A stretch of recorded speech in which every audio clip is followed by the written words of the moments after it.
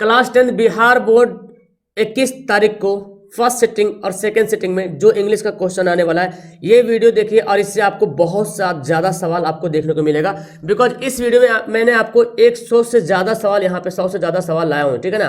तो आप लोग 21 तारीख को फर्स्ट सिटिंग में या सेकंड सिटिंग में जो एग्जाम दे रहे हो, इस वीडियो से बहुत सारा क्वेश्चन टैली करेगा आपके एग्जाम में। और ये मेरी पहली वीडियो होने वाली है। आपको अगर अच्छा लगेगा तो दूसरी वीडियो के बारे में बताइएगा, ठीक है ना। आप, मुझे पता है इंग्लिश में नंबर नहीं जुड़ता, लेकिन आप इसको पढ़ो, कम से कम 60 से 70% आपको मिल जाएगा। टेंशन लेकर नहीं पढ़ना है, मैं जो बता रहा हूँ समझा रहा हूँ, बस इसको समझो एक बार। पक्का उम्मीद है कि एक बार समझोगे दोबारा आपको एकदम मतलब आराम ऑटोमेटिक समझ में आ जाएगा, आप आराम से एग्जाम में आएगा तो सवाल छाप दोगे, ठीक है ना। तो पूरी वीडियो शुरू से लेकर आखिर तक पूरी वीडियो देखिएगा, पूरी बातों को सुनिएगा, समझिएगा, ओके। जहां पे हार्ड लगे उसको नोट कर लीजिएगा, ठीक है ना। तो चलिए स्टार्ट करते हैं। आप लोग पहली बार चैनल पे आ रहे हो तो सब्सक्राइब कर लीजिएगा, चैनल पे ज्वाइन कर लीजिए, चैनल पे जुड़ जाइए, ताकि जब भी मैं आपके लिए इंपॉर्टेंट वीडियो लाऊं तो आपके पास सबसे पहले नोटिफिकेशन जाए और आप इसका फायदा उठा पाए। और वीडियो को लाइक जरूर कर दिया कीजिए। सबसे पहले सवाल यहाँ पे है, द पेज फॉर लिविंग, जो कहानी है द पेज फॉर लिविंग, जो एस्से है, एक्चुअली ये एस्से है, कहानी ने एस्से है, निबंध है, ये किसके द्वारा लिखा गया है? तो ये लिखा गया आरसी हचिंसन के द्वारा। देखिए राइटर का नाम याद करना पड़ेगा। द पेज फॉर लिविंग जो किसके द्वारा लिखा गया? आरसी हचिंसन के द्वारा। जिस तरह से हिंदी आपने याद किया है उसी प्रकार इंग्लिश में है, बस मैं आपको मतलब समझना है, मतलब समझेगा तो ऑटोमेटिक याद हो जाएगा। मैं आपको मतलब समझाता जाता हूं, ठीक है। The author of the story page for living, यानी कि पेज फॉर लिविंग का जो राइटर है, जो लिखने वाले हैं, लेखक जो है, enjoy going in A car, car में जाने में बहुत एंजॉय करता है। 90 माइल्स एंड आवर, यानी कि 90 माइल्स, एक घंटा में 90 माइल्स की स्पीड में कार में जाने में बहुत पसंद करता है, बहुत एंजॉय करता है। कौन? द पेज फॉर लिविंग की जो राइटर है RC Hutchinson, okay. Option A हमारा राइट आंसर हो जाएगा। आगे बोलता है the writer of page for living, जो राइटर है बिलोंग टू द ट्राइब, मतलब जो राइटर है पेज फॉर लिविंग का आरसी हचिंसन, वो किस प्रकार के जनजाति से बिलोंग करता है? कैसा? तो वो जो सोलो थिंकर रहा था, सोलो थिंकर मतलब बहुत देर में बात, कोई भी बात बहुत देर में समझ में आता था उसको, ठीक है ना। तो उसको सोलो थिंकर बोला गया था। सोलो थिंकर का ट्राइब हुआ करता था, तो उन्हीं ट्राइब से, उन्हीं जनजाति से वो बिलोंग करता था, सोलो थिंकर, ओके। आगे है the page for living the author was play. बहुत बार सवाल पूछा गया, मैंने यहाँ पे जो भी सवाल दिया that is very very important, so don't skip any question, don't skip this question, okay. सभी पूरी वीडियो को देखना, पूरा सवाल को पढ़ना, मजा आ जाएगा। तो जो नाटक देखा था पेज फॉर लिविंग, जो नाटक कहाँ देखा था? डबलिन नाम का शहर था, वहां जो है पेज फॉर लिविंग ने नाटक, प्ले मतलब यहाँ पे नाटक होगा, ठीक है, नाटक देखा था। The page for living RC Hutchinson discuss, किसके बारे में डिस्कस करता है? आरसी हचिंसन जो कहानी आप पेज फॉर लिविंग जो एस्से है उसमें किसके बारे में डिस्कस किया है? तो द एगोनी मॉडर्न मैन, यानी कि अभी आधुनिक समय में जो मनुष्य का जो पीड़ा है, जो दुख दर्द है, उसके बारे में जो है क्या एक्सप्लेन करता है, डिस्कस करता है, okay. The page for living is, देखो द पेज फॉर लिविंग क्या ड्रामा है, स्टोरी, एस्से, तो ये जो एक एस्से है, क्या है? एस्से है। ऑप्शन सी इसका राइट आंसर हो जाएगा।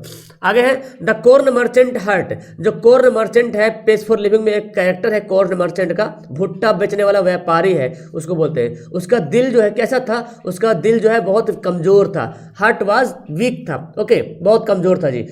देखिए who did corn merchant live where, कहाँ रहता था? कॉर्न मर्चेंट जो है कहाँ रहता था? तो आयरिश कंट्री में रहता था, ठीक है ना, आयरिश कंट्री में कॉर्न मर्चेंट रहता था। आगे है द कॉर्न मर्चेंट्स वाइफ, देखिए कॉर्न मर्चेंट जो भुट्टा बेचने वाला जो व्यापारी था, उसकी पत्नी जो थी फैंटास्टिक नेचर की थी, मतलब कि बहुत खर्चीली टाइप की थी। हर सप्ताह जो संडे हुआ करता था हॉलीडे, उन हॉलीडे पे 10 यूरो खर्च कर देती थी, 10 यूरो, 1 यूरो के लगभग 100 रुपये आता है, तो 10 यूरो से हर सप्ताह खर्च करता था बेचारा corn merchant.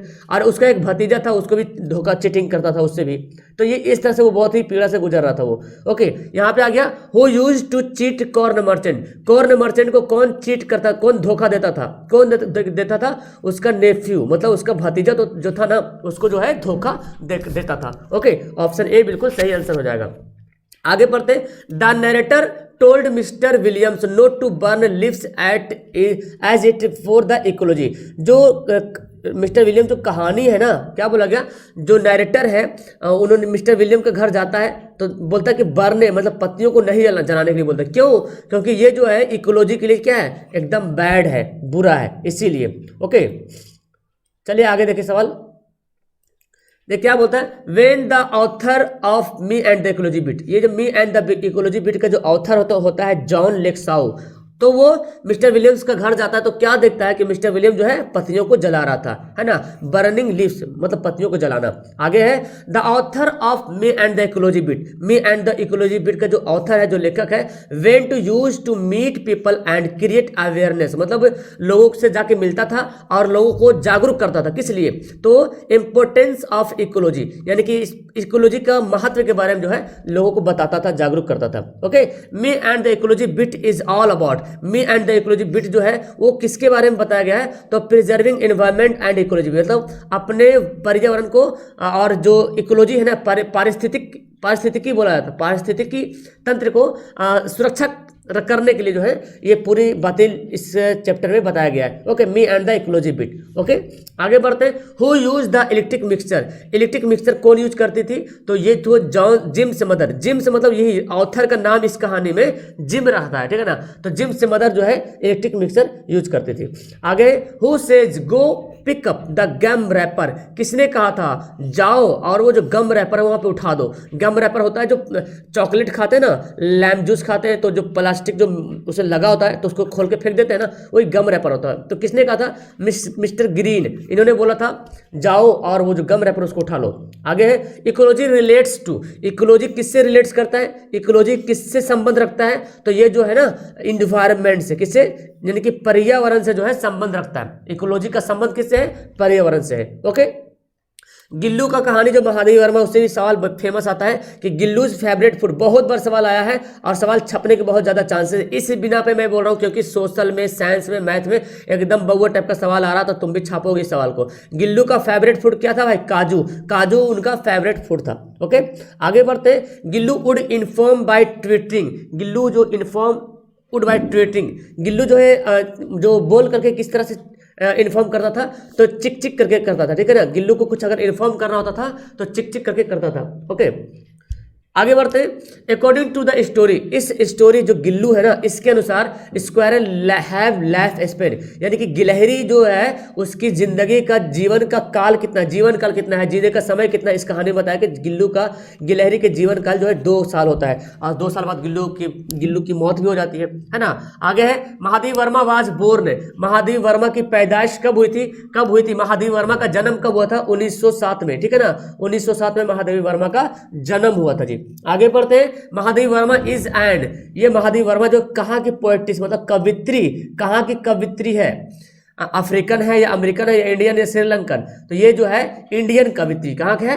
And Indian poetess है, poetess. Okay, Gillu was to the narrator, खाली जगह, very fast friend, very close, very fan, तो वेरी क्लोज। गिल्लू जो है ना नैरेटर के बहुत ही क्लोज था, बहुत ही नजदीक था। ये कहानी बहुत फैंटास्टिक है और जब नैरेटर आता था तो गिल्लू उसके पास में, मतलब उसके बॉडी पे चढ़ जाता था, है ना। तो ये गिल्लू जो है, Gillu was very close to the narrator. How were Gillu's eye, Gillu की आंखें कैसी थी? तो ब्लू टाइप की, ठीक है, ब्लू। और एक जगह दिया है रिफल्जेंट आई, मतलब चमकीली आंखें, ठीक है ना। तो कलर के बारे में पूछा जाए, गिल्लू की आंख का कलर कैसा था? तो ब्लू कलर का था, ठीक है ना। ऑप्शन ए राइट आंसर होगा। Gillu is a story written on, Gillu जो कहानी लिखा गया वो किसके बारे में? खरगोश के बारे में, रैबिट के बारे में लिखा गया, या कैट यानी कि बिल्ली के बारे में, या डॉग के बारे में, या स्क्वायरल के बारे में? तो स्क्वायरल यानी कि गिलहरी के बारे में जो है ये जो कहानी लिखा गया गिल्लू। और लिखने वाले कौन है? महादेवी वर्मा। ओके, नेक्स्ट पढ़ते हैं। What is wrong with Indian films, the author compares Indian films with, जो what is wrong with Indian films जो तुम्हारा चैप्टर है उसके जो राइटर है वो भारतीय फिल्म को किस फिल्म, कहाँ के फिल्म से कंपेयर करता है? तो वेस्टर्न फिल्म है ना, यानी कि इसको हॉलीवुड कहते हैं ना, हॉलीवुड फिल्म से इंडियन फिल्म को कंपेयर करता है इस कहानी में, इस ऐसे में, ठीक है ना। सत्यजीत राय इज द राइटर ऑफ, तो सत्यजीत राय जो है किसके लिखने वाले कौन है? सत्यजीत राय जो किसके राइटर है? What is wrong with Indian film से, देखिए what is wrong with Indian film से, ऑप्शन ए बिल्कुल राइट आंसर हो जाएगा। नेक्स्ट है what is a wrong with Indian film has been written, किसके द्वारा लिखा गया? सवाल ऐसे भी पूछा गया है तो याद कर लीजिएगा सत्यजीत राय, है ना। सत्यजीत राय जो है what is wrong with Indian film से, ये नहीं होगा। नेक्स्ट सवाल देखिए, Satyajit Ray was a well known, Satyajit Ray एक जाने माने, वेल नॉन का मतलब होता है जाने माने, फेमस, है ना। तो सत्यजीत राय एक जाने माने डायरेक्टर थे, फेमस डायरेक्टर थे, ठीक है ना। क्या होगा ऑप्शन बी इसका सही आंसर हो जाएगा। नेक्स्ट पढ़ते हैं, the first feature film in India was produced. Bharat में सबसे पहली फीचर फिल्म कब प्रोड्यूस्ड हुई, तो आपको पता है 1913 में। और अगर बोला पहला शॉर्ट फिल्म अगर पूछ देगा भारत में पहला शॉर्ट फिल्म कब प्रोड्यूस हुआ, तो 1907 में। ये दोनों पॉइंट आपके लिए काफी इंपॉर्टेंट हो गया। ओके, नेक्स्ट पढ़ते जी, इसमें जितना सारा सवाल है सब एकदम टॉप लेवल का सवाल है। सेकंड वीडियो आएगा तो इस सवाल इनमें से जो भी सवाल है उससे हट करके सवाल रहेगा, ठीक है ना। जो बचा खुचा सवाल है उसमें मैं डाल दूंगा, तो आप लोग मुझे कमेंट पहले करना, तभी मैं सेकंड वाली वीडियो बना पाऊंगा, ठीक है ना। तो पहले आप लोग कमेंट करें सेकंड वीडियो चाहिए कि नहीं चाहिए, पहले इसको पढ़ लीजिए। और जहां तक आपको पढ़ा रहा हूं वहां पक्का मुझे उम्मीद है कि आपको हर सवाल का जवाब समझ में आएगा, और आपका सवाल एग्जाम में आएगा तो तुम छापोगे, मुझे पता है, क्योंकि बहुत ही एकदम सहल तरीके से बता रहा हूँ, एकदम आसान तरीके से मैं आपको बता रहा हूँ। Where did Satyajit Ray win award film festival होता है जी, वहां जो अवार्ड कहां मिला था इसको, सत्यजीत राय को जो फिल्म फेस्टिवल अवार्ड कहां मिला था, तो देखिए वेनिस नाम का शहर होता है, बर्लिन, कैनिस, ये तीनों शहर में जो है ना सत्यजीत राय को फिल्म फेस्टिवल में अवार्ड मिला है। ओके, फिल्म फेस्टिवल में तीनों शहर में अवार्ड मिला। तो कहीं कहीं अगर सवाल दे देगा और तीनों में से कोई एक ऑप्शन देगा, तो याद रखिएगा वेनिस, बर्लिन और कैनिस, ये तीनों शहर का नाम है। In the present essay what is wrong with Indian film, ये जो एस्से है हैज बीन टेकन, किस किताब से ली गई, हैज बीन टेकन, है ना। तो ये आवर फिल्म से, देयर फिल्म से एक किताब है, उसी से ये जो है ना कहाँ इससे जो है लिया गया है। Okay, who is the writer of acceptance speech, देखिए एक्सेप्टेंस स्पीच जो है उसके लिखने वाले कौन थे, ऑन्ग सांग सूकी। देखिए याद कर लीजिएगा, ऑन्ग सांग सूकी जो है इसके लिखने वाले है, यानी कि इसके राइटर है, इसके लेखक है। आगे बढ़ते हैं, हालांकि लेखिका बोलेंगे क्योंकि ऑन्ग सांग सूकी फीमेल है। As per the acceptance speech the beauty of genuine brotherhood and peace is more precious than, बोला गया कि एक्सेप्टेंस स्पीच के अनुसार जो है ना, जो खूबसूरती, जेन्यून की खूबसूरती जो है, भाईचारा है और शांति जो, ये सब कहीं ज्यादा है, किससे ज्यादा है, कहीं ज्यादा कीमती, किससे, डायमंड से ज्यादा कीमती भाईचारा है, डायमंड से ज्यादा कीमती शांत है, सिल्वर से, यानी कि डायमंड, सिल्वर, गोल्ड से भी सबसे ज्यादा कीमती क्या है, एक जेन्यून का एक नॉर्मल जो ब्यूटी खूबसूरती होता है, जो भाईचारा होता है, जो शांति होता है, उन सभी जो है सोना चांदी से भी ज्यादा खूबसूरत होता है, ठीक है ना। आंग सान सू की स्ट्रगल फॉर, किसके लिए संघर्ष करती है, आंग सान सू की जो है किसके लिए संघर्ष करती है, तो एक डेमोक्रेटिक बर्मा, हाँ जी, म्यांमार, है ना, बर्मा को डेमोक्रेटिक करने के लिए, क्या बोलते हैं उसको, लोकतांत्रिक बनाने के लिए, बर्मा को लोकतंत्र बनाने के लिए। ओके, आगे बढ़ते हैं। आंग सान सू की वाज फेमस, आंग सान सू की एक फेमस क्या है, पॉलिटिशियन है, कहाँ की, तो इंडियन पॉलिटिशियन नहीं है, ये जो है बर्मीज है, कहाँ, बर्मा जिसको बोलते हैं, इसका अभी पहले नाम था, अब तो म्यांमार नाम हो गया ना। तो बर्मीज पॉलिटिशियन, बहुत फेमस पॉलिटिशियन थी। नेक्स्ट पढ़ते हैं, व्हेन डिड आंग सान सू की गेट नोबेल पीस प्राइज, देखिए याद कीजिएगा कि आंग सान सू की को नोबेल का प्राइज मिलता है, और वो भी किस एरिया में, पीस के एरिया में, शांति के एरिया में नोबेल पीस प्राइज में। जैसे आपने पढ़ा होगा मदर टेरेसा को भी मिला था पीस प्राइज, है ना, नोबेल पीस प्राइज। आपको एक और याद होगा, रविंद्रनाथ टैगोर को मिला था लिटरेचर में नोबेल प्राइज मिला था। तो आंग सान सू की को भी पीस प्राइज मिला था 1991 में, 1991 में। Okay, who is the hope of Burma, Burma की उम्मीदें कौन है, तो यंगर पीपल, जो यंगर पीपल है, जो जवान लोग है ना, वो जो है बर्मा की उम्मीदें, according to this chapter. Next पढ़ते हैं, Alexander Aris accepted the Nobel peace prize on behalf of his mother because, देखिए अलेक्जेंडर एरिस जो है ना आंग सान सू की का बेटा है, ठीक है ना, आंग सान सू की का सन था ये। तो ये जो ना जब नोबेल पीस प्राइज मिल रहा था तो आंग सान सू की नहीं गई थी लेने के लिए, क्योंकि वो जेल में थी, सी वाज इम्प्रिजन्ड, क्योंकि कहाँ थे वो, अक्सर अच्छे करने वाले लोग को, है ना, पैर खींचा जाता है और उसको जो है जेल की सलाखों के पीछे डाल दिया जाता है। तो यहाँ पे इस कहानी से तुमको एक मोटिवेशन मिलेगा कि आंग सान सू की जो है, देख रहे हैं ना, कहाँ है, जेल में है, और उसको वर्ल्ड का, दुनिया का सबसे नंबर 1 अवार्ड होता है बाबू, नोबेल प्राइज, और नोबेल का शांति प्राइज मिला था इनको, लेकिन ये बेचारी जेल में थी, तो इनके साथ इसका बेटा था अलेक्जेंडर एरिस, उन्होंने जाकर वहां पे डिलीवर किया, भाषण दिया, तो उसके जगह पे वही अवार्ड लिया था। तो देख रहे हैं, तो इसको तो जेल में नहीं होना चाहिए, लेकिन समझिए क्या हो रहा है, अच्छे लोगों के साथ हमेशा बुरा भी होता है, ठीक है ना, तो इसको भी सहने की क्षमता रखना चाहिए। Who is the speaker in the lesson, बोले इस लेसन में एक्सेप्टेंस स्पीच में स्पीकर कौन, भाषण देता कौन, उसका बेटा अलेक्जेंडर एरिस तो था ना, जो भाषण दिया था जाके, जहां नोबेल प्राइज लिया था, Nobel peace prize. Who are beaten and dishonoured in Burma, Burma में किसको पीटा गया और डिसऑनर्ड किया गया, किसको, तो बुद्धिस्ट लोग जो था ना, बुद्धिस्ट मॉन्क जो होता है, बुद्धिस्ट बुद्ध मजहब के जो लोग होते हैं उनको। Okay, option B.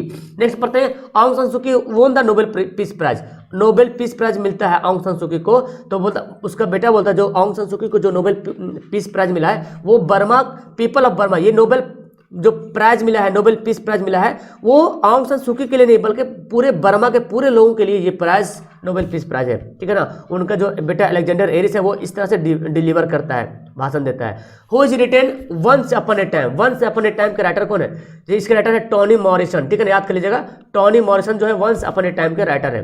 नेक्स्ट है द ओल्ड मैन, जो बूढ़ी औरत थी वो कैसी थी, बहुत चालाक थी, wise, option number B right answer होगा। ओके, नेक्स्ट पढ़ते हैं, Toni Morrison received the Nobel prize in the field, देखिए टोनी मॉरिसन को भी मिलता है नोबेल प्राइज, है ना, टोनी मॉरिसन भी नोबेल प्राइज मिलता है, किस सेक्टर में मिलता है, किस फील्ड में मिलता है, लिटरेचर के फील्ड में मिलता है, लिटरेचर यानी कि साहित्य बोलते हैं,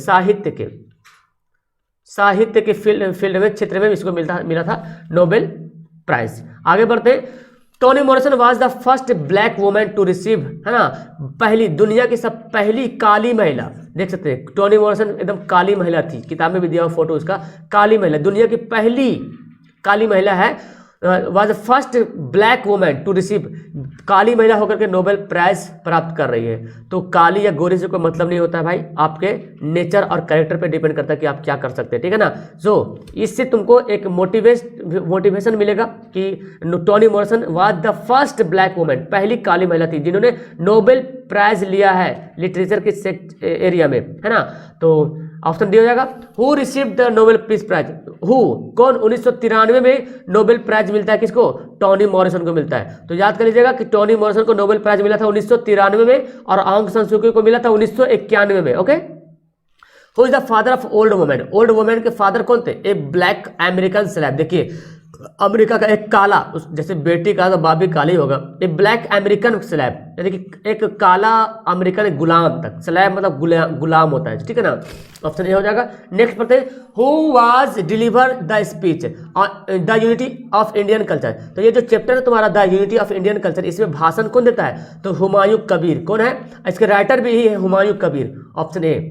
the unity of Indian culture was a lecture delivered by Humayun Kabir, कहाँ, यूनिटी ऑफ इंडियन कल्चर जो कहाँ लिखा हुआ आपकी किताब में चैप्टर है उसमें जो है ना लेक्चर जो देता है, जो भाषण देता है हुमायूं कबीर, कहाँ देता है, बड़ौदा यूनिवर्सिटी, बहुत बार सवाल पूछा गया है, याद करिए बड़ौदा यूनिवर्सिटी में, ओके, बड़ौदा विश्वविद्यालय में। नेक्स्ट पढ़ते हैं, where have old civilisation and culture grown and changed, कहाँ जो देखा गया सिविलाइजेशन और कल्चर जो है बदलाव आया है, तो देखिए इंडो चाइना, इंडिया का सिविलाइजेशन, संस्कृति के बारे में पढ़ते हैं, कल्चर के बारे में पढ़ते हैं कि भारत का पहला कैसा प्राचीन इतिहास पढ़ते हैं ना, पहले कैसा था, चाइना के बारे में मिलता है देखने के, तो यहाँ कुछ चेंजिंग देखने को मिला है, तो इंडियन एंड चाइना। तो 52 नंबर सवाल देखिए क्या बोलता है, शक एंड हून, शक और हून एक दो वंश का नाम है, ठीक है ना, ये वंश जो है किसके बाद आया था, तो ये जो ग्रीक था ना, ग्रीक वंश के बाद जो है शक और हून वंश जो है आया था, ठीक है ना, ऑप्शन हमारा सी हो जाएगा। मलासाज मदर, मलासा की जो माँ थी वो बाहर आई घर से और स्कोल्डिंग अकौलिया, मतलब कस के झिंझोर के जो पकड़ता है उसको बोलता है स्कोल्डिंग, है ना, झिंझोर मतलब अकौलियों को एकदम स्कोल्ड करने लगा था, समझो मारने थपथपाता है ना, उसको बोलता है। तो मलासा की माँ, ऑप्शन नंबर क्या हो जाएगा, डी हो जाएगा। एक्चुअली मलासा और अकौलिया दो बच्ची का नाम है जो कि खेलती है मड में, कीचड़ में, और जो छोटी बच्ची रहती है उसको बड़ी बच्ची को कीचड़ पड़ा देती है, तो उसकी माँ आती है, फिर मतलब झगड़ा वगैरह हो जाता है। तो जब झगड़ा हो जाता है तो जो बड़े बड़े लोग होते हैं, देखते हैं ना छोटे बच्चे जब खेलते खेलते झगड़ जाते हैं, तो छोटे बच्चे की वजह से उन दोनों के जो गार्जियन है उन लोगों आपस में पूरा मारा पीटी खूब हो जाता है। लेकिन छोटे बच्चे तो छोटे बच्चे ही होते हैं, वो बाद में इधर गार्जियन झगड़ा कर रहा, फिर छोटे बच्चे फिर क्या करता है, जाके फिर दोनों खेलने लगता है इधर जाकर। तो वही बोलता है कि little girl wiser than man, मतलब छोटी बच्ची जो होती है ना वो बड़े लोगों से भी चालाक होती है। तो उसमें जो बड़े बड़े लोग थे ना वो लोग शर्मा जाते हैं, शर्मिंदा हो जाते हैं। क्यों?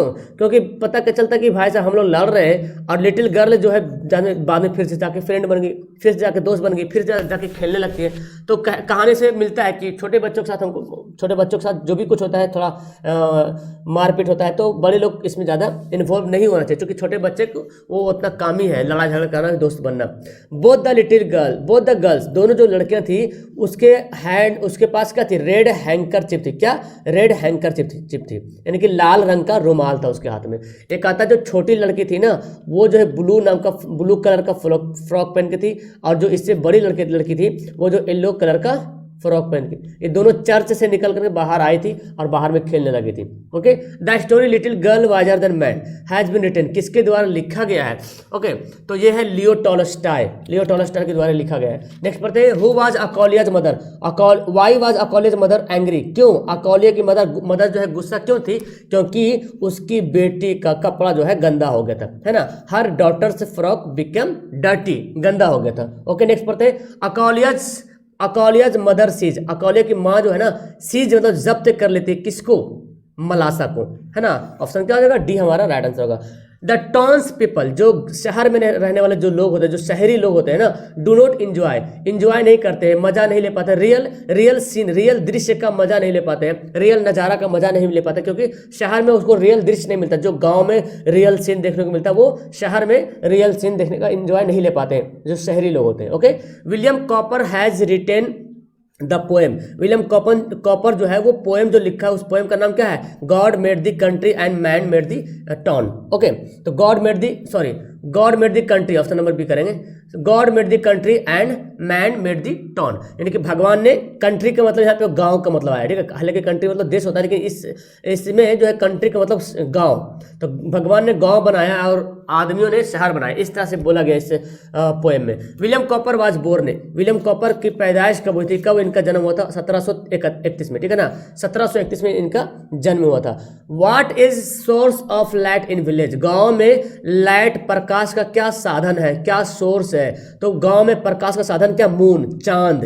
कहानी में जो बताया, चांद जो है गांव में लाइट का साधन होता है। अभी वर्तमान में सब इलेक्ट्रिक भी आ गया, अब तो लैंप भी खत्म हो रहा, लेकिन according to this chapter moon होगा।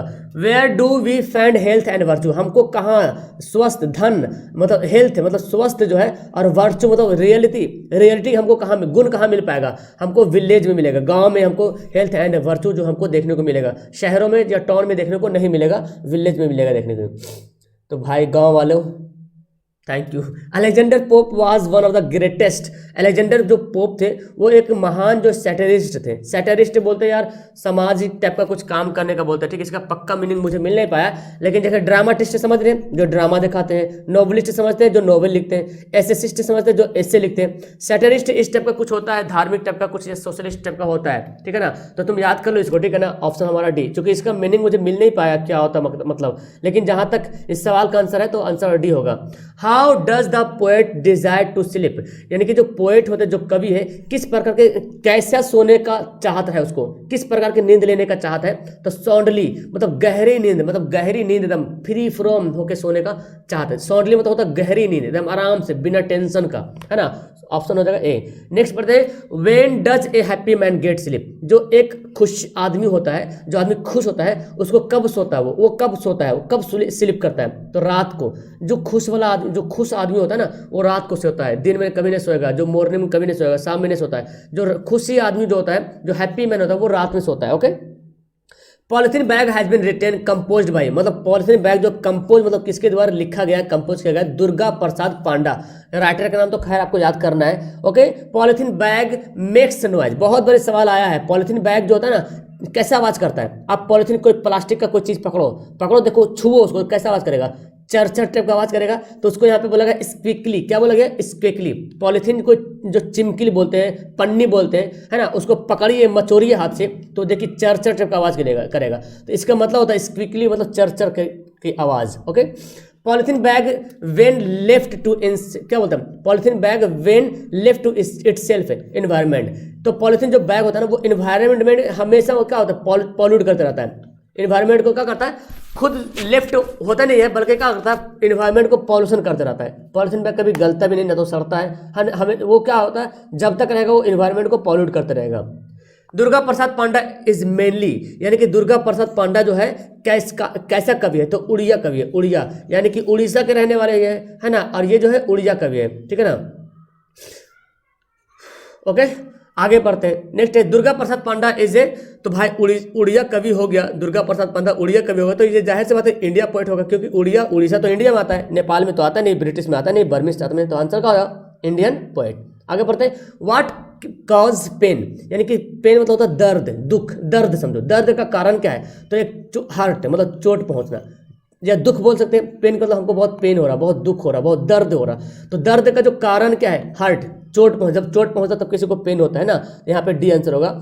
What do you mean by heart, heart का मतलब क्या समझते हैं आप, सैडनेस, उदासीनता, कंफर्टेबल एकदम आसानी से आराम से, लग्जरियस एकदम, फ्री फ्रॉम, पेनफुल, पेनफुल बोलते हैं किसको, एकदम वही दर्दनायक, जिसको दर्द से भरा हुआ है ना, हार्ट का मतलब वही होता है, पेनफुल होता है।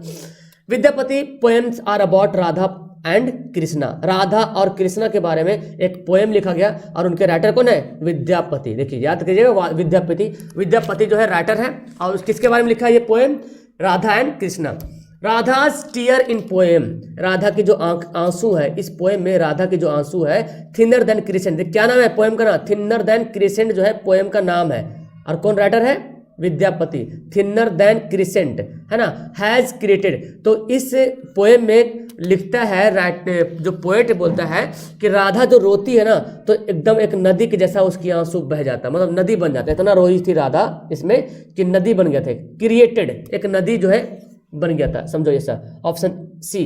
नेक्स्ट पढ़ते the poem thinner than crescent has been compose, देखिए आगे ना सवाल घूम के आ रहा कि थिनर देन क्रिसेंट के लिखने वाले कौन है, विद्यापति। ओके, चलिए नेक्स्ट सवाल पढ़ते हैं। Radha's friend runs to report, Radha की फ्रेंड जो होती है वो दौड़ करके जाती है और रिपोर्ट करती है, सूचना देती है किसको, लॉर्ड कृष्णा है ना, यानी कि लॉर्ड कृष्णा को सूचित करती है, इन्फॉर्म करती है। Okay, who was run to Lord Krishna, यानी कि लॉर्ड कृष्णा के पास दौड़ करके कौन जाती है, तो राधा की फ्रेंड, ऑप्शन क्या हो जाएगा, ए हमारा सही आंसर होगा। नेक्स्ट पढ़ते हैं।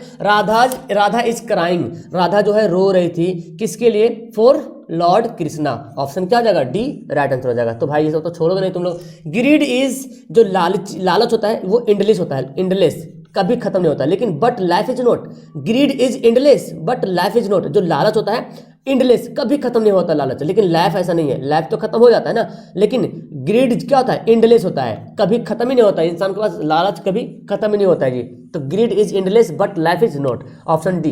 The empty heart has been composed, किसके द्वारा लिखा गया है, द एम्प्टी हार्ट, याद कीजिए पिरियासमी थूरन। ओके, ऑप्शन ए हमारा राइट आंसर होगा। आगे, the poet narrates the story, यानी कि जो पोएट है इस स्टोरी में क्या कहता है, नरेट्स मतलब किस बातों को यहाँ पे जाहिर करता है, ग्रीडी मैन, लालची आदमी के बारे में यहाँ पे नरेट्स करता है, लिखता है, समझो बताता है, ऑप्शन डी। नेक्स्ट पढ़ते हैं। पिरियासमी इज ए, कैसा राइटर है, कहाँ का राइटर है, तो ये जो तमिल राइटर है, ठीक है ना, तमिल समझ रहे हैं ना, तमिलनाडु, तमिल का जो राइटर है ये पिरियासमी थूरन। आगे है, the man tried to all tricks to get होगा शायद, कुछ और लिखेगा, टू गेट गोल्ड, यानी कि गोल्ड को पाने के लिए क्या करता है, मैन जो है पूरी तरीके से क्या करता है, तैयारी करता है, मतलब चाहत रखता है कि हर ट्रिक यूज करता है जी, हर ट्रिक यूज करता है। ओके, तो आंसर क्या हो जाएगा, ऑप्शन हमारा हो जाएगा, ठीक है। चलिए आगे बढ़ते हैं। ओके, देखिए नेक्स्ट सवाल पढ़ते हैं। प्रियसमी अवार्डेड, प्रियसमी को कैसा अवार्ड मिला था, तो ये मिला था इनको पद्मा भूषण मिला था, ठीक है ना, पद्मा भूषण अवार्ड इनको मिला था प्रियसमी को। आगे बढ़ते हैं।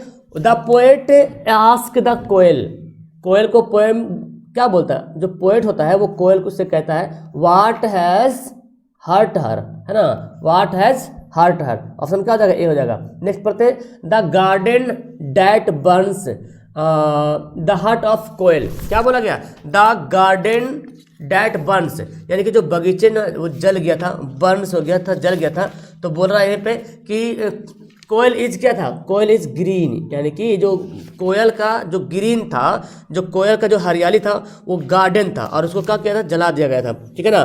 तो ऑप्शन क्या हो जाएगा, ऑप्शन हमारा ए हो जाएगा राइट आंसर। चलिए नेक्स्ट पढ़ते हैं। कोयल इज हिडन, कोयल कहाँ छुपी हुई रहती है, कहाँ, तो मैंगो के पत्तियों में, आम के जो पत्तियां होते हैं उसके पीछे। ओके, ऑप्शन क्या हो जाएगा, बी हमारा सही आंसर हो जाएगा। ओके, आगे पढ़ते हैं। नेक्स्ट सवाल यहाँ पे है द कोयल। कोयल जो है कैसी होती है? रेस्टलेस, बहुत बेचैन होती है, बहुत बेचैन रहती है। तो ये सवाल ही पूछा गया बहुत बार। Next, the poet calls the koel. Poet जो होता है वो कोयल को क्या बुलाता है? ओ लिटिल बर्ड करके, है ना, ओ लिटिल बर्ड ऐसे बोलता है, यानी कि कक्कू नहीं बोलता है पोएट, है ना, ओ लिटिल बर्ड बोलता है। आगे बढ़ते हैं। लक्ष्मी प्रसाद देवकोटा वाज रिनोड। लक्ष्मी प्रसाद जो देवकोटा है वो जाने जाते हैं एक नेपाली पोएम के नाम से, ठीक है, नेपाली पोएम। ओके, ऑप्शन क्या हो जाएगा? ऑप्शन नंबर बी हमारा बिल्कुल सही आंसर हो जाएगा। ओके, चलिए आगे बढ़ते हैं। लक्ष्मी प्रसाद देवकोटा वाज एंड, ये क्या है? एक स्टोरी राइटर थे। क्या है? स्टोरी राइटर थे। लक्ष्मी प्रसाद देवकोटा जो है एक स्टोरी राइटर थे। नेक्स्ट सवाल है who is challenging the mountain, यानी कि पहाड़ पर चढ़ने के लिए चैलेंज कौन करता है? पोर्टर, कुम्हार, एक कहानी है यहाँ पे। ओके, तो ऑप्शन हमारा सी राइट आंसर होगा। The porter's son is shivering. Porter जो कुम्हार है उसका बेटा जो है कांप रहा था। शिवर मतलब होता कांपना, किससे कांप रहा था? ठंड से कांप रहा था। ओके, ऑप्शन सी हमारा राइट आंसर हो जाएगा। ये यहाँ पे जो भी सवाल है ना प्यारे, वो एकदम टॉप लेवल का सवाल है, पूछा गया सवाल भी है। ओके, तो इसको तो एकदम अच्छे तरीके से देख लीजिए पूरी तरीके से। इसका पार्ट 2 बोलिएगा तो पार्ट 2 में संडे को मैं ला दूंगा। Okay, Martha used to tell her stories. Martha जो है अपनी कहानियों को सुनाती थी कहाँ? Hazel Ghislaine. हेजल गिलेन में, कहाँ? हेजल गिलेन में। ओके, मार्था चिन्ह। मार्था का चिन्ह कैसा था? चिन्ह समझ रहे हैं, ये जो होता है दाढ़ी टाइप का यहाँ पे जो होता है चिन्ह, तो मार्था के चिन्ह कैसा था? भाई साहब ये मार्था मैंने बना दिया, तो यहाँ ये होता है, ये चिन्ह है ना जी। भाई साहब मार्था बन गया क्या? वाकई में मार्था बन गया, है ना। ये जो होता है इसको बोलते हैं चिन्ह। कैसा था? नैरो था, narrow. Okay, option number D. Next पढ़ते हैं वाल्टर डेलामेयर। वाल्टर डेलामेयर कैसा पोएट है? तो ये मॉडर्न पोएट है, मॉडर्न आधुनिक कवि है। आगे बढ़ते हैं। मार्थाज आइज वेयर। मार्था की आंखें कैसी थी? तो क्लियर और ग्रे, मतलब एकदम साफ और ग्रे कलर का था, ठीक है ना। ऑप्शन सी हमारा राइट आंसर हो जाएगा। तो कलर याद कीजिएगा, देखिए क्लियर सब मिलेगा, ब्लैक, ब्राउन, ग्रे, डल, ग्रे हमारा बिल्कुल सही आंसर होगा। मार्था जी स्टोरीज। मार्था की जो कहानी है किस एक कैसा है? क्या भूतनी कहानी सुनाती थी वो बच्चों को, या परियों की कहानी सुनाती थी? फेयरी मतलब होता परी, या सपना वाली कहानी सुनाती थी, या वंडर आश्चर्यचकित वाली कहानी सुनाती थी? तो मार्था की जो कहानी वो करती थी वो ड्रीम टेकर, ड्रीमर, सपना देखने वाला, है ना। भूतनी वतनी कहानी नहीं सुनाती थी, ड्रीम। आगे बढ़ते हैं। Munni advise Halku to hire himself. Munni जो हल्कू की पत्नी है जी, ठीक है, मुन्नी, और हल्कू की जो पत्नी मुन्नी है वो जो है क्या बोलता है उसको, जो अपने जो पति को बोलता है एक किसान के लिए, एज ए किराएदार के लिए, मतलब किराएदार किसान काम करने के लिए बोलता है, ठीक है। टेनेंट होता तो किराएदार। हल्कू वर्क, तो हल्कू जो काम करता है वो कैसा काम करता है? एक टेनेंट फार्मर, किराएदार खेत होता ना, किराएदार किसान। बटैया खेत समझ रहे हैं, खेत बटैया दे दिया, खेत मेरा है, काम कोई और करेगा, उससे पैसा हम भी लेंगे, ज़्यादा लेंगे, मतलब चार कोना बंटवारा होगा, 3 कोना हम रखेंगे, और बेचारा जो मेहनत करेगा उसको मिलेगा छोटा सा। तो ये टेनेंट फार्मर बोलता है, इसको किसान बोलते हैं। आगे the name of Halku wife. Halku की जो पत्नी है जनवरी नाइट, जो पूस की रात कहानी है, जनवरी नाइट, पूस की रात, उसमें जो है ना उसकी बीवी का नाम क्या है? मुन्नी। ऑप्शन नंबर सी।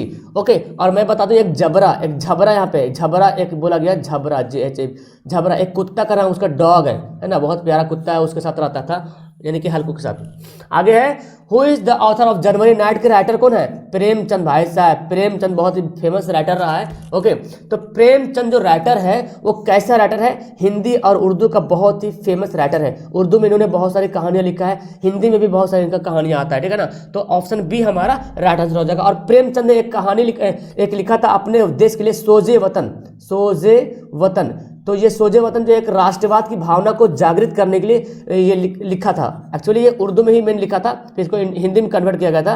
तो अंग्रेज का जो शासन था ना, उनको पता चला भाई साहब ये सोजे वतन एक ऐसी किताब है जो अगर किताब पढ़ लेगा इंडियन तो पक्का हम लोग को छक्का छोड़ा देगा, यहाँ से मार के भगा देगा। तो इस किताब को बैन कर दिया गया था। सवाल पूछा जाता है कि प्रेमचंद ने कौन सी किताब लिखा था जिसको ब्रिटिश गवर्नमेंट ने बैन कर दिया था? तो याद कीजिएगा सोजे वतन, ठीक है। क्या नाम है? Soz-e Watan. Okay, how many characters are there in story. January night में कितने किरदार हैं, कितने कैरेक्टर हैं? तो 3 कैरेक्टर हो गया। कौन कौन? एक तो हो गया हल्कू, जो एक हो गया मुन्नी है ना, और एक हो गया झबरा, जबरा झबरा जो बोलो कुत्ता, ये 3 कैरेक्टर रहता है उसमें। हाउ मच मनी हैड हल्कू, हल्कू के पास कितना मनी था जो कंबल खरीदने के लिए बचा करके रखा था कि जनवरी का नाइट आएगा, पूछ की रात, बहुत ज़्यादा ठंड होती है पूछ की रात, समझ रहे जनवरी में कितना ज़्यादा ठंड होती है, उसको हिंदी में बोलते हैं पूछ की रात। तो पूछ की रात जनवरी के नाइट में बहुत ज़्यादा ठंड पड़ता है, तो उन्होंने 3 रुपया बचा कर रखा था कंबल के लिए। लेकिन जब उसका जो मालिक जब खेत वाला था वो आया था, क्योंकि उसको पैसा लेना था खेती का, तो बेचारे को उसको भी देना पड़ा था। आखिरकार हुआ क्या, उसको खेत में सोना पड़ा जबरा के साथ खटिया पे, रात भर जागते जागते जब आंख पड़ गया तो भाई जंगली जानवर आया और उसको खेत को क्या कर दिया, पूरा बर्बाद कर दिया, क्योंकि जंगली जानवर जो है बर्बाद कर देते थे फसलों को। तो बोला गया हल्कुज क्रॉप, जो हल्कू का जो फसल था ना वो डिस्ट्रॉयड किया गया था जंगली जानवरों के द्वारा। आगे बढ़ते, a person has to expose to particular sum into become allergic, मतलब एक आदमी होता है ना उसको क्या करना चाहिए, मतलब एक ऐसा बोलते हैं आत्मविश्वास, इसको बोलते हैं एलर्जेंस, मतलब एलर्जेंस के बारे में उसको जो है ना बताना चाहिए, उसको एक्सपोज करना चाहिए उसको ताकि एलर्जी से वो बचे, है ना। तो आंसर क्या हो जाएगा, एलर्जी एक बीमारी होता है। एलर्जी मतलब कुछ नहीं, मन में जैसे कि किसी को बोलते हैं ना हमको इस चीज़ से एलर्जी है, इस चीज़ से एलर्जी है। तो जैसे अगर आप ना कोई, जैसे आप मान लो हॉस्पिटल चल जाओ, अगर आप तुम्हारा घर अगर हॉस्पिटल में है ना, तो आपको ना हॉस्पिटल का माहौल बहुत अच्छा लगेगा। और अगर आपको बहुत कहीं अच्छा जगह चल जाओ तो आपको आदमी देखोगे हॉस्पिटल में जाएगा तो बहुत अच्छा लगेगा, क्योंकि वो वहाँ का रह रहा, और तुम हॉस्पिटल के मोहल्ला में नहीं रह रहे हो और तुम जाओगे हॉस्पिटल तो बोलेगा यार हमको हॉस्पिटल के गली से बहुत एलर्जी है, हमको खराब लगता है। देखो तो तुम्हारा माइंड में बस गया वैसा, है ना। तो लोगों को बताना पड़ेगा कि भाई साहब ये एलर्जी कुछ नहीं होता है, जो भी है वो नॉर्मली चाहिए। तो अगर आप इसको बताते हैं तो एलर्जी जो आने में समय लगेगा, कुछ समय लगेगा, उसको नहीं होगा जल्दी। ओके, तो एलर्जी का मतलब ये हुआ, एलर्जेंस यहाँ पे फिल करना है। सीट से मैटर्स, सीट से मतलब होता है बिस्तरा, मैटर्स जो होता है पैड ब्लैंकेट जो है उसको हर सप्ताह जो है वॉश करना चाहिए, धोना चाहिए। ओके, इन हॉट वाटर, गर्म पानी से धोना चाहिए। लेकिन भाई हम लोग के घर में कितना दिन धुलाता है पता है तुमको, ठंडा के दिन में धुलाएगा या तो 1 महीने में धुलाएगा, ऐसे होता है। हाँ, लेकिन सीट वगैरह धुला जाता है, जो पतले चादरें होती है वो तो बहुत लोग तो 2 दिन में, सप्ताह में तो खैर धोता ही है, लेकिन गर्म पानी से बहुत कम लोग धोते हैं, ये तो है पता है ना। गर्म पानी से बहुत, लेकिन गर्म पानी से धोना चाहिए। ओके, तो substance causing a violent reaction to the human immune system, जो इम्यून सिस्टम जो है मानव का प्रतिरक्षी प्रणाली है, वो ना उसको क्या करता है, एक वायलेंट रिएक्शन करता है, और वो उसको क्या बोलते हैं, उसी को बोलते हैं एलर्जी। क्या बोलते हैं, उसी को एलर्जी बोलते हैं। यानी कि जो चीज़ हमारे नाक में सर्दी ज़्यादा हो और हमको बार बार गर्द, किसी को गर्दा उड़ता है ना, गर्दा, अरे क्वेश्चन वाला गर्दा नहीं उड़ाना है, जो धूल गर्द उड़ता है ना उस वहाँ पे जाएगा तो किसी को बार बार सर्दी आ गई तो बोलता है हमको गर्दा से, धूल गर्दा से एलर्जी होता है यार। तो ये क्या करता है, क्या इम्यून सिस्टम को जो है ना प्रभावित करता है। चलिए, प्रेम शंकर इज मेंशन, प्रेम शंकर क्या मेंशन करता है, एलर्जी। ये चैप्टर का नाम लिखने वाला है, राइटर है ये। आगे है the banker decided to murder, banker जो है जो वो मर्डर करने का सोचता है, डिसाइड करता है किसको, लायर को। ओके, आगे बढ़ते हैं। द बेट वाज स्टक, यानी बेट समझ रहे ना, समझ बेट, अरे जिसको बोलते हैं शर्त लगाना, वाज बिटवीन, तो किसके बीच लगा था, शर्त जो है लायर और बैंकर के बीच जो है, बीच की जो है बेट लगा था। Okay, during the first year importance the liar in, तो क्या बोलता है पहले साल के दौरान जो है लायर को इम्पोर्टेंस मिलता है, the bet listen to music, music सुनने के लिए बेट लगता है, शर्त लगता है। Okay, option D. The author of bet, इस जो बेट है ना उसके ऑथर कौन है, तो एंटोन चेकोव, क्या नाम है, एंटोन चेकोव, ठीक है ना। ओके, तो हमारा आंसर क्या हो जाएगा, ऑप्शन नंबर इसका सी है, बिल्कुल राइट आंसर हो जाएगा। ओके, आगे बढ़ते हैं।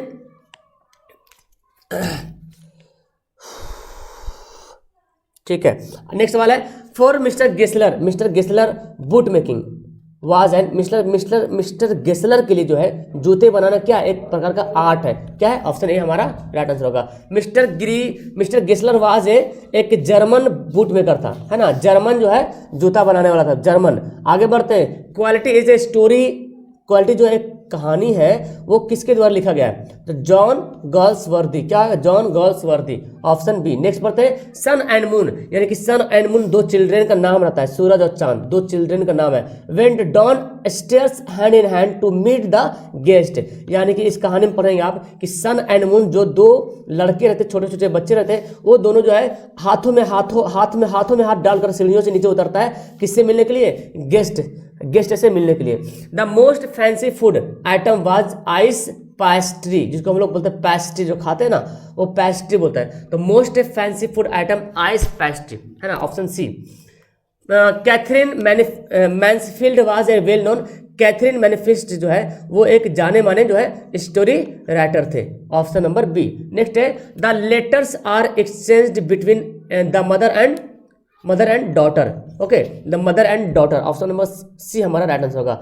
The daughters in story two horizons learned everything from the mother's expect, क्या हो जाएगा? स्क्रिप्ट इंपोर्टेंस ऑफ वेल्थ, क्या हो जाएगा? इंपोर्टेंस ऑफ वेल्थ के बारे में जो है उनको पता चलता है, ऑप्शन नंबर बी। नेक्स्ट पढ़ते हैं और मेरे ख्याल से आखिरी सवाल होने वाला है सब। Love defined in story about the relationship, मतलब ये लव डिफाइंड ना प्रेम की कहानी यहाँ पे बताया गया।